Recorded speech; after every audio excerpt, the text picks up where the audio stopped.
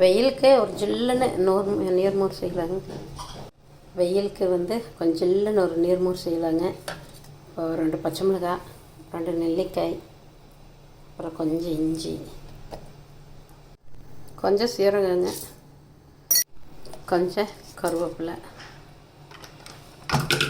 அப்புறம் கொஞ்சம் தயிருங்க ஊற்றி கொஞ்சம் தண்ணி ஊற்றி உப்பு போட்டு அரைச்சிடலாங்க. கொஞ்சம் தண்ணி ஊற்றிடலாங்க. எப்படி அரைச்சி மிக்சியில் அரைச்சிட்டேங்க.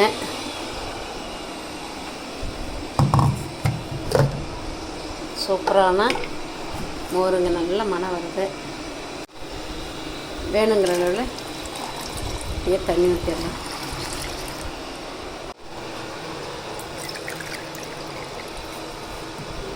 இந்த நீர்மோர் நம்ம நெல்லிக்காயை சேர்றதுனால நம்மளுக்கு நல்ல உடம்பு குளிர்ச்சி, நம்மளுக்கு நீர் சத்து ரொம்ப இன்னும் உடம்பு கிடைக்குங்க.